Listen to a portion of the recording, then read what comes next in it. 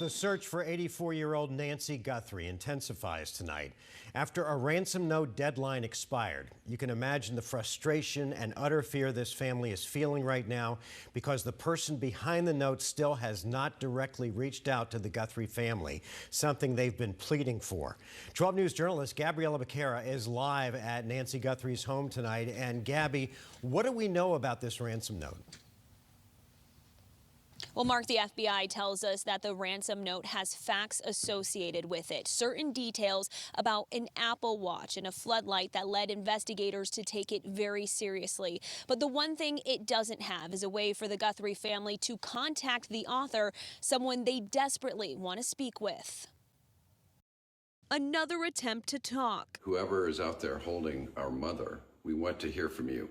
We haven't heard anything directly. The Guthrie family's message to their mother's possible abductor comes as a suspected ransom note's first deadline expired at 5 o'clock on Thursday, and 24 hours after their initial plea to prove Nancy is still alive. In a normal kidnapping case, there would be contact by now, trying to discuss that. This ransom note sent to Tucson news stations, and TMZ demands Bitcoin and has a second deadline. If a transfer wasn't made, then I think a second demand was for next Monday. FBI Special Agent in charge Heath Yankee says he's advising Savannah Guthrie and her siblings Annie and Cameron how to move forward. But any action taken on a ransom is a family decision. I think it's pretty clear the family wants to be contacted. It's now been 5 days since the 84-year-old mother and grandmother is believed to be taken against her will from her home in the Catalina foothills of Tucson. Investigators still don't know who possibly took her. We're just not there.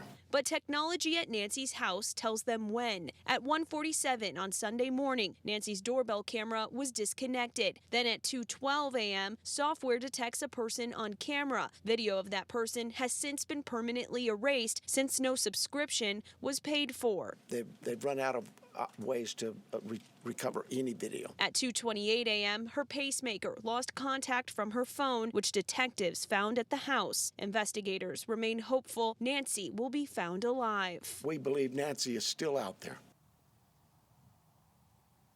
And tonight, the FBI is offering a $50,000 reward to anyone who helps bring Nancy home or leads to an arrest in this case. They're asking anyone with information, no matter how little, to reach out to them directly.